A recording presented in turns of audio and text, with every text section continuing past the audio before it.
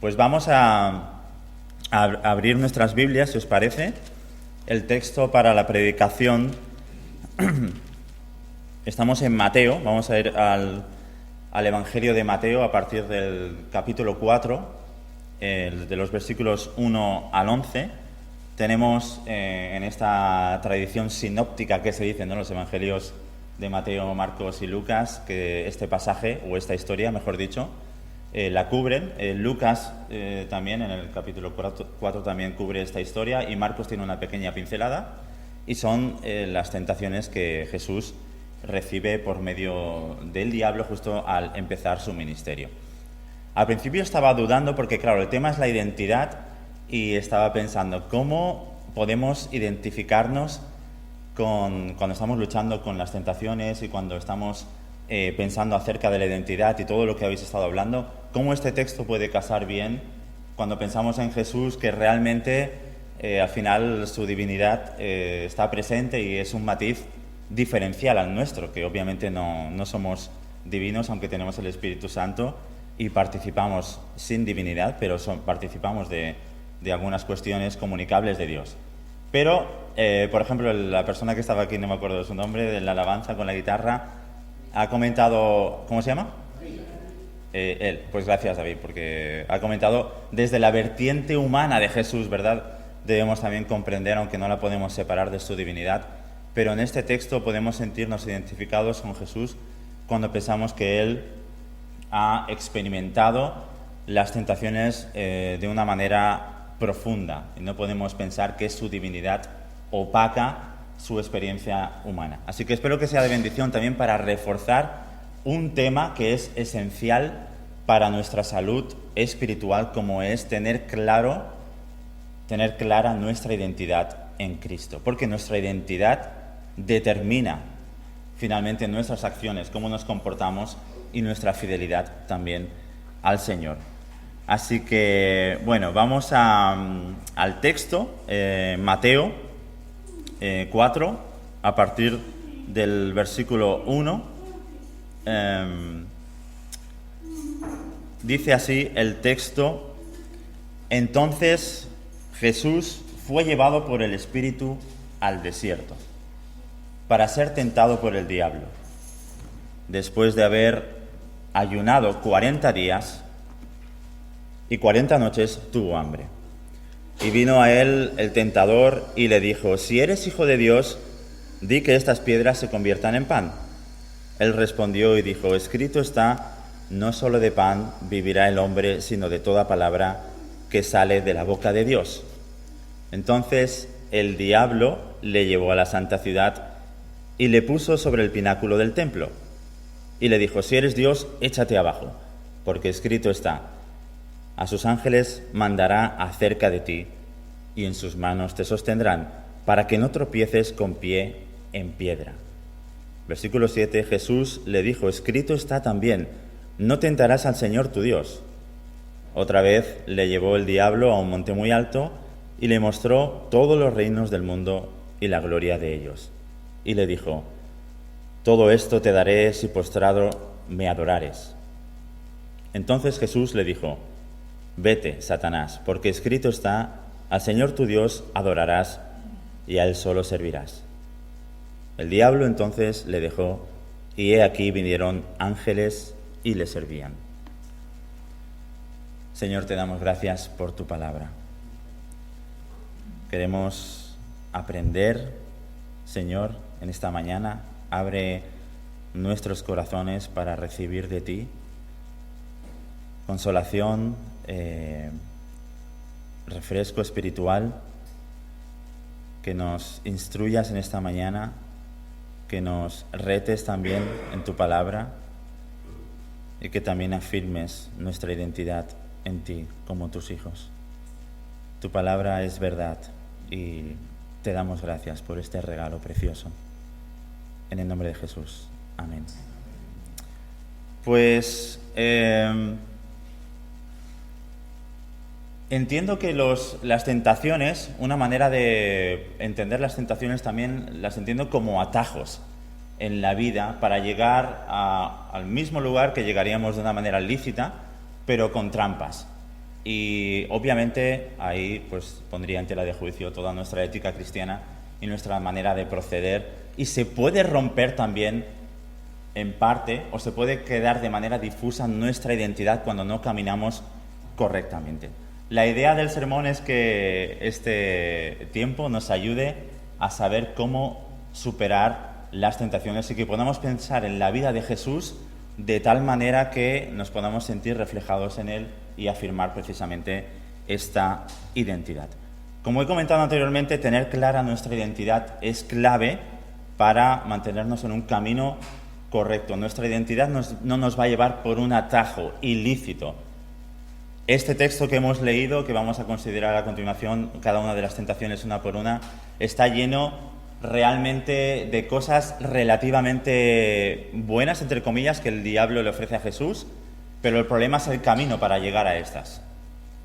Son como atajos ilícitos, pero Jesús reafirma su propia identidad o se muestra que las decisiones que toma está anclada en su propia identidad como hijo de Dios. Vamos a ver algunas cuestiones a nivel contextual para situarnos. Es muy interesante ver que cuando vemos en el versículo 1, en el capítulo 4 que estamos viendo, quién es el que lleva a estas tentaciones, dice Jesús, es muy interesante, ¿no? Fue llevado por el Espíritu al desierto.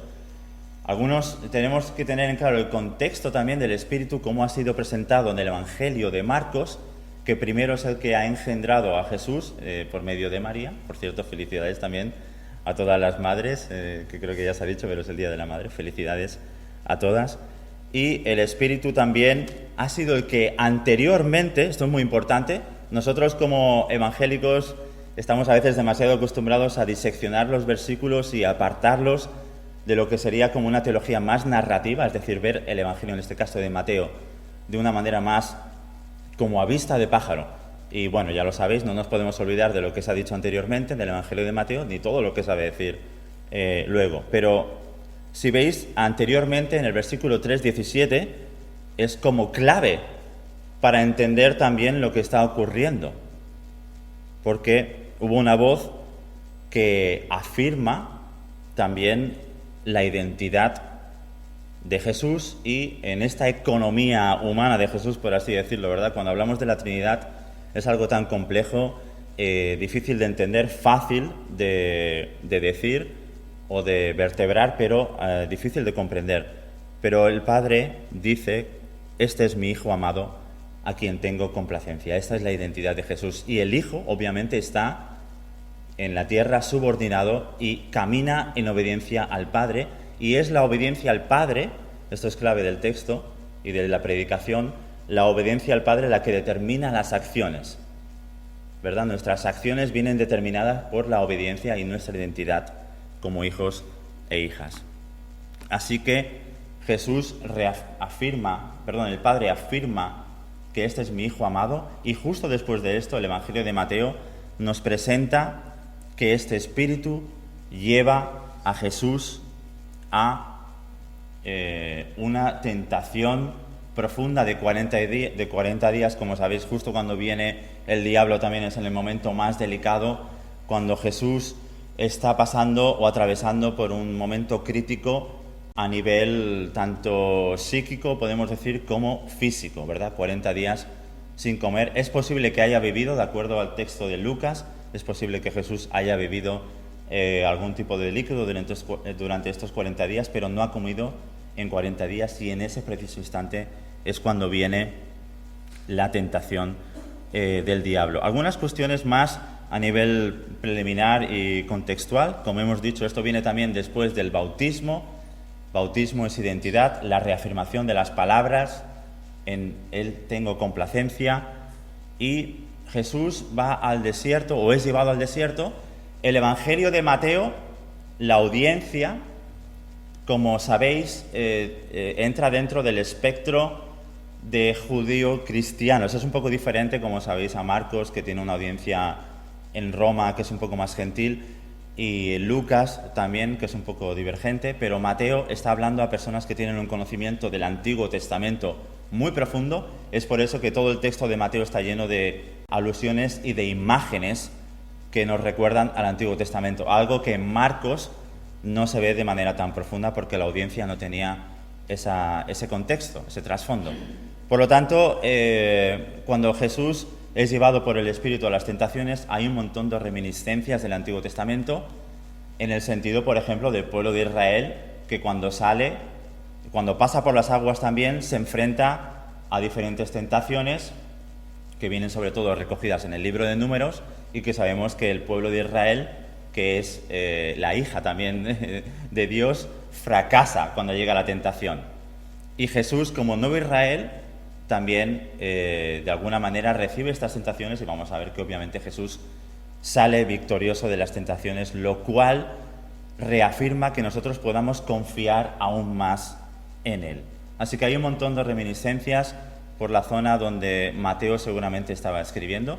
Habéis nombrado aquí, me alegro mucho, Ricard, que ha nombrado un fondo de la FIEIDE que yo no sabía, que tiene un nombre precioso, Fondo Antioquía, Hechos 11, gracias por el agua. Como Jesús también, yo también puedo beber agua durante la predicación, durante 40 minutos, no 40 días. Y la iglesia de Antioquía es seguramente donde Mateo hubiera escrito en estas comunidades que se encuentran en este área, porque los primeros hombres, hay un hombre de la historia de la iglesia que se llama Ignacio de Antioquía, que es el primero que cita el libro de Mateo, y estaba en esa zona geográfica. Gente con un profundo conocimiento de Mateo. Entonces, seguimos y vamos al texto. Y también, muy interesante, el tema de las tentaciones. Porque es un misterio, ¿verdad?, cómo Dios obra. Tenemos plena confianza en Él. Yo siempre digo, tenemos plena confianza en Él, pero ¿cómo podemos explicar todas las cosas? Realmente no. Estamos muy limitados humanamente. ¿Cuál es el encaje de las tentaciones? Que podamos recibirlas, que Dios las permite. Dios, dice Santiago, no es el que instruye o el que hace directamente la tentación. Eso lo tenemos que tener muy claro. Dios no puede tentar, pero Dios permite en su soberanía que recibamos diferentes tipos de tentaciones, así como su Hijo las recibió en su ministerio en la tierra. Pero las tentaciones pueden ser como una prueba difícil, pero muy interesante a la vez, porque es una oportunidad para revelar nuestro carácter, revela realmente quién somos, y eso está íntimamente ligado a nuestra identidad, porque como he dicho, nuestra identidad es lo que hace que nos conduzcamos de alguna manera particular. Vale, pues vamos al primer punto, en la primera tentación, como digo, de este texto. Nos encontramos en el versículo 2, que dice Mateo, bueno, después de haber ayunado, vino el tentador, versículo 3, y dijo: si eres hijo de Dios, di que estas piedras se conviertan en pan. Él respondió: escrito está, no solo de pan vivirá el hombre, sino de toda palabra que sale de la boca de Dios. Primera tentación. ¿Qué significa esta tentación? Seguro que lo habéis visto en un montón de ocasiones, es uno de los textos bastante conocidos. ¿Y cómo podemos esto ligarlo a nuestra propia experiencia? ¿Cómo es la experiencia de nuestro Salvador hace 2000 años? Él es Jesús, obviamente es diferente a nosotros, pero cómo eso nos puede ayudar en esta tarde, en el día de mañana, en nuestro trabajo, en el ministerio, en la universidad, donde estemos. ¿Cómo nos puede ayudar todo esto? Bueno, ¿y cómo responde Jesús también? Como sabéis, siempre responde con la palabra de Dios para las tentaciones, y en base sobre todo al libro de Deuteronomio. Bueno, Satanás intenta seducir a Jesús diciendo que estas piedras se conviertan en pan, algo que perfectamente Jesús pudiera hacer en su divinidad. No hay nada imposible para Jesús. Esto es impresionante, ¿no? Jesús pudiera perfectamente de las piedras hacer cualquier tipo de comida y no tener que pasar por esta situación. Pero, ¿qué supondría si Jesús se hubiera sometido o hubiera doblado su rodilla a Satanás aquí? ¿Cuál es la cuestión que hay aquí en juego? Sería actuar, y este sería el primer punto, actuar de manera independiente del Padre. Se rompería todo. Por poder no habría problema. Jesús podría, de las piedras y de cualquier cosa, construir una comida y entonces no pasarlo mal. Pero eso supondría actuar de manera independiente en sometimiento al Padre. Y esto es lo que está en juego aquí. Obediencia al Padre. De igual manera, nosotros también. Se nos van a presentar en esta semana diferentes, aunque no tenemos el poder de Jesús pero sí que podríamos tomar diferentes atajos y actuar de manera independiente al Padre. Hay un par de ilustraciones que tengo para este punto y que me encantan. Hay una película que en principio es para niños, pero no tanto luego. Es un clásico de Disney que se llama El Rey León. Si no lo has visto, estás en otro mundo. Sí, seguro que lo habéis visto, ¿verdad? Es una película para niños, pero el mensaje tiene un montón de mensajes súper buenos, en el sentido que puedes hacer diferentes analogías e ilustraciones que te pueden servir para comprender también el tema de la identidad, y que también viene por el trauma, porque cuando ha habido trauma o un problema, como el personaje principal que es Simba, cuando ha tenido un trauma, está lidiando con la culpa, con el dolor, aunque él realmente no es culpable, sabemos que es su tío, siempre hay un tío malo, ¿verdad? En las películas y a veces en la realidad también. No tenemos que ser ese tío malo, tenemos que ser el tío que es bueno.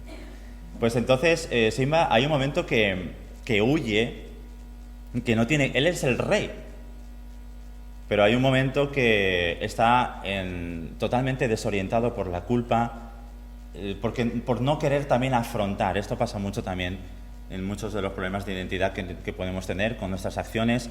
No queremos afrontarlas y entonces construimos un mundo nuevo paralelo. Es lo que hizo Simba, ¿verdad? Renunció, ya no se consideraba que iba a ser el siguiente rey, sino que se fue, vivió una vida un poco más hippie, ¿verdad? Separado de su contexto, de su familia. Se buscó una nueva realidad para huir del contexto o su lugar, porque tenía un problema fuerte también de identidad. No es hasta que recibe la voz del Padre reafirmando que tú eres el rey que vuelve, ¿verdad? Tiene como una conversión, por decir esta analogía. Así que a veces nos preguntamos también, ¿verdad? Porque no sé si os pasa, o si os preocupa, obviamente, cuando tenemos personas queridas o personas que han crecido en la iglesia o que están caminando de repente en un momento de oscuridad abrumadora. Muchas de estas cuestiones vienen porque la identidad viene como se está difuminando porque puede ser por un trauma, puede ser por una situación de madurez, no sé, es multifactorial y es muy complejo. Oramos, ¿verdad?, que el Señor devuelva, traiga y que arroje su luz mediante su Espíritu cuando estamos caminando indebidamente o cuando nos estamos yendo de donde deberíamos estar, de nuestro lugar. Hay otra historia también, no es de Disney, esta es mejor todavía, es de la Biblia. Génesis 38, que también tiene una cuestión similar. Uno de los textos más bonitos de toda la Escritura, que también nos recuerda a cuando alguien fractura su relación con el Padre y también horizontalmente. ¿Os acordáis de Judá y de Tamar? Génesis 38, una de las historias más trágicas que hay en la Biblia. Hay un momento que parece que la identidad de Judá se fractura y se separa de todos sus hermanos. Seguramente esto viene determinado también por algún tipo de experiencia difícil que no sabe gestionar, en referencia a la persona de José, y en base a eso se construye un nuevo mundo separado de su familia, se va con una persona que es una mala influencia, Y no es hasta que Tamar le hace una jugada muy interesante que le devuelve un poco a su lugar.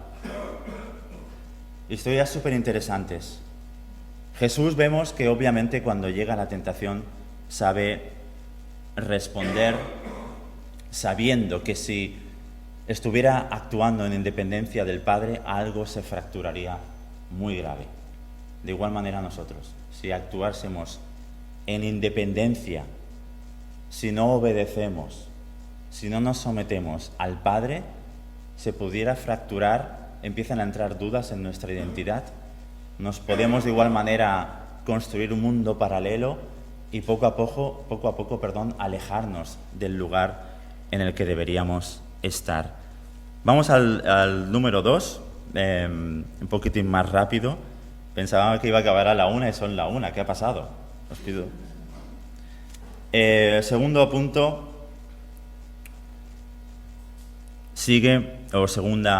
hemos visto que el primero es actuar en independencia. Eso Jesús no lo hace. Segundo, le dijo, si eres hijo de Dios, el versículo 5, entonces el diablo le llevó a la santa ciudad y le puso sobre el pináculo del templo y le dijo, si eres hijo de Dios, échate abajo, porque escrito está, a sus ángeles mandará acerca de ti, en sus manos te sostendrán, para que no tropieces con pie en piedra. Jesús le dijo, escrito está también, no tentarás al Señor tu Dios. Segunda tentación, en Lucas, por cierto, como sabéis, están invertidas. Lucas pone esta tentación en el número 3. Seguramente Mateo preserva el orden que pensamos que es más histórico, pero Lucas, de alguna manera, Jerusalén es importante, pone la tercera tentación con Jerusalén como la ciudad santa, porque para Lucas, cuando Jesús afirma su rostro para ir a Jerusalén, es como algo narrativo en su evangelio de Lucas interesante, para darle más énfasis a Jerusalén.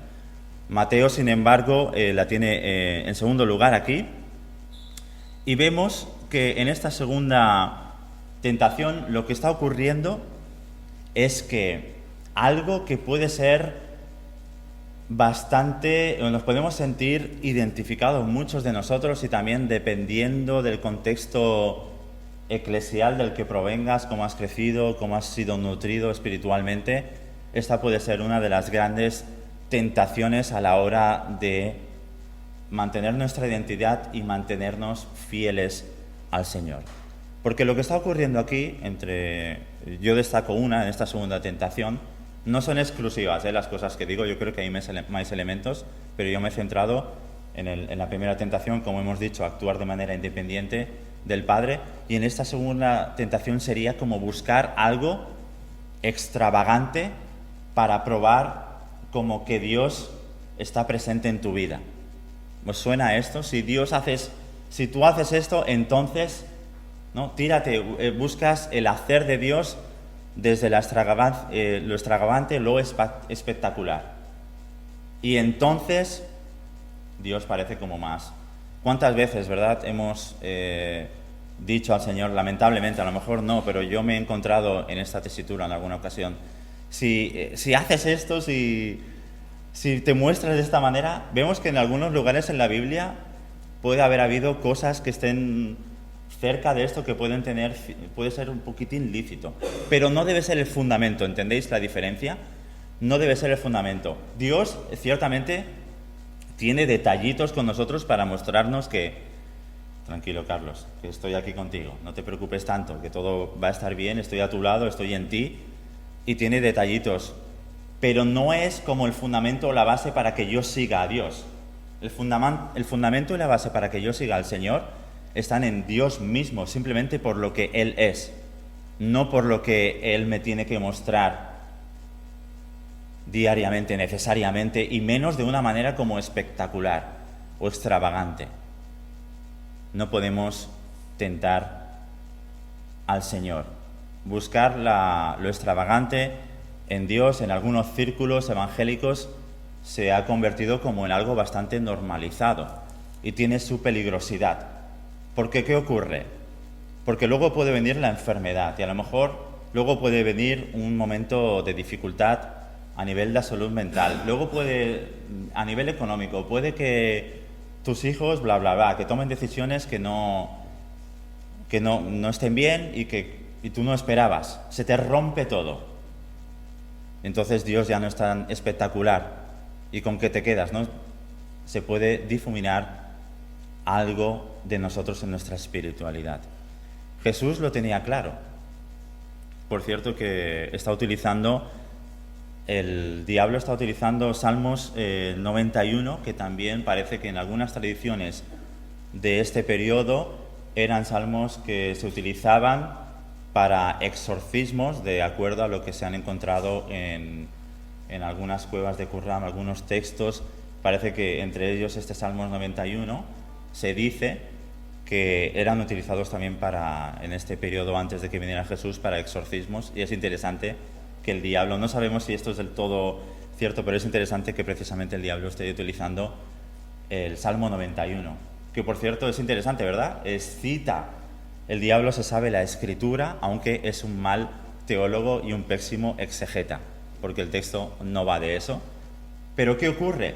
Si el creyente no está bien nutrido también teológica y bíblicamente, si no tiene un buen fundamento, cualquier cosa que te vengan por la palabra también te va a llevar, ¿no? Como dice Pablo, como todo viento de doctrina te puede arrastrar, y eso puede causar un efecto muy negativo en tu vida.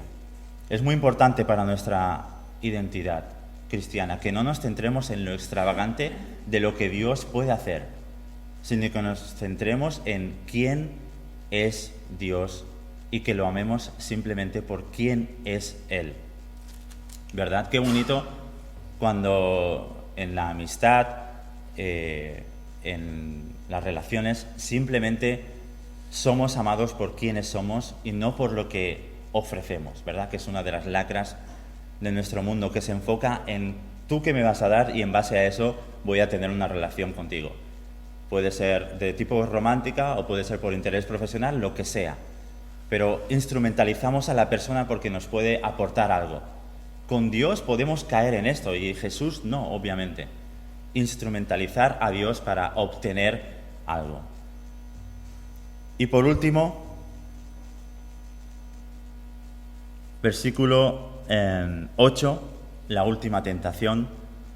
Otra vez le llevó el diablo a un monte muy alto, le mostró todos los reinos del mundo y la gloria de ellos. Y le dijo: todo esto te daré si postrado me adorares. Jesús le dijo: vete, Satanás, porque escrito está: al Señor tu Dios adorarás y a Él solo servirás. Entonces el diablo le dejó y le servían los ángeles. Vale, este último punto, el diablo, aunque hemos dicho que es mal exégeta y mal teólogo, pero lo que pide aquí realmente es algo que por lo que ha venido Jesús. Es decir, no hay nada, lo que está ofreciendo de alguna manera, o de la conversación que ha iniciado el diablo acerca de esta última tentación, es como, tiene un carácter profético y real. Todo el cosmos, ¿verdad? Todo el universo y todos los reinos le pertenecen a Jesús. ¿Sí? Esto es verdad, y esto es lo que el diablo está diciendo: has venido para esto, yo te lo doy, simplemente puedes adorarme y así lo tendrás. Y esto sería una manera de evitar, de que Jesús evitara el sufrimiento. Este camino era un atajo, como hemos dicho también. Entiendo las tentaciones como atajos ilícitos para llegar al mismo sitio, que llegaríamos desde una manera lícita, pero para Jesús en este caso sería como un evangelio, alcanzar todas las naciones, todo el cosmos, que le diera gloria a Él, pero sin la cruz, sin el sufrimiento y sin la cruz. Y Jesús obviamente responde de esta manera: de ninguna manera, escrito está, únicamente al Señor vas a servirle y a adorar. Era el camino a lo que Jesús iba a conseguir, pero sin sufrimiento y sin cruz. Uno de las grandes problemáticas como cristianos que tenemos que atravesar y experimentar es cómo gestionar y cómo vivir las tentaciones y los sufrimientos y las diferentes cuestiones de vida que son obviamente difíciles de manejar porque vivimos en un mundo roto y lleno de pecado, y el sufrimiento es parte de nuestra experiencia en la vida, inevitable. Pero ¿cuánto daríamos, verdad, si tuviéramos la oportunidad? Seguramente en muchas ocasiones no la hemos tenido, pero si tuviéramos la oportunidad de no sufrir, de no tener enfermedades, de no tener dolencias, ya sean de tipo emocional o de tipo física, seguro que daríamos todo lo posible. Y Jesús tuvo esa posibilidad. Pero el discipulado, como discípulos, dentro de lo que sería el espectro de cuestiones que vienen en el discipulado, Jesús nos habla de que el sufrimiento, el seguimiento a Él, es parte fundamental de seguirle. Jesús podía haber vivido un evangelio sin sufrimiento y sin cruz y conseguir toda la gloria. Nosotros tenemos quizá la tentación de saltarnos la cruz también, porque debemos de tomar nuestra cruz y seguirle. Significa renunciar a nosotros mismos y vivir en total dependencia, vivir en total obedecimiento a Él y sometimiento a Él. La cruz es eso: servirle, someternos, obedecerles y aceptar el sufrimiento de seguirle a Él. Una conquista del mundo sin cruz y sin evangelio, sin sufrimiento. Los planes de Dios incluían proféticamente en Isaías un siervo sufriente, un cordero de Dios, una vía de sufrimiento y dolor, un sacrificio por el que muchos serían vindicados. Cada uno de nosotros tenemos nuestra identidad como hijos de Dios en base a que Jesús ha sufrido en la cruz. Para finalizar, algunas preguntas de tipo reto para vosotros como iglesia. Satanás te ofrece una salida, un escape a la voluntad de Dios. La respuesta de Jesús es contundente: adoración, sometimiento al Padre y solo a Él servirle. ¿Qué herramientas tienes tú para superar las tentaciones en esta semana? ¿Cuán interiorizada tienes la palabra de Dios para poder soportar todas las tentaciones? ¿Qué tentaciones existen en tu vida en este momento que pueden poner en entredicho cada uno de estos puntos que hemos visto? Acordaos, no podemos actuar de manera independiente de Dios, primer punto. No deberíamos vivir de manera pidiendo cosas extravagantes a Dios como que eso fuera el pilar y fundamento de nuestra fe, y no podemos saltarnos la cruz, un evangelio sin cruz. ¿Qué atajos tienes en tu vida que no honran a Dios? ¿Estás viviendo el discipulado de esta manera? ¿Tu identidad es tan bien anclado como hija, como hijo de Dios, que puedes vivir también como Jesús lo hizo? Y si hemos fallado, gracias a Dios, y Ricardo, te doy gracias por el tiempo de la Santa Cena, ¿verdad? Porque me ha consolado mucho, porque realmente fallamos, cometemos errores, hay pecado profundo. Cuando pasan los años, temas que pensabas que ya habías solucionado, aparecen nuevas dimensiones también, porque hay nuevas realidades. Cada década que vivimos hay nuevos elementos, parece, ¿no?, en nuestra existencia, nuevas vivencias que despiertan incluso cuestiones que yo creo que no son buenas a nivel de Dios. Pero Jesús, precisamente al obedecer, al sufrir, al someterse, al no pensar de manera extravagante en su Padre, al no actuar de manera independiente de Él, al ir en sufrimiento y a la cruz, nos ha vindicado a nosotros, también proveyéndonos de perdón, de consolación y de fuerzas para seguirles pese a nuestros errores y pese a nuestro pecado. Que Dios os consuele como iglesia, como individuos, y que tengáis una semana muy bendecida. Señor, gracias por tu palabra. Tú sabes todas las cosas. Pedimos tu bendición, que podamos pensar en nuestra identidad en ti. Nuestra identidad es que tú has entregado a tu Hijo para perdonarnos, que nos has dado una vida nueva en Cristo, en la que cuando cometemos pecado tenemos un camino perfecto por el que ir para presentarnos al trono de gracia, para hallar gracia y misericordia en todo momento oportuno, y por eso te damos las gracias, por tu Hijo precioso. Pese a nuestra miseria, a nuestro pecado, tú nos perdonas en todo momento. Gracias, Señor. Bendice esta iglesia, que sea luz en este pueblo. En el nombre de Jesús. Amén.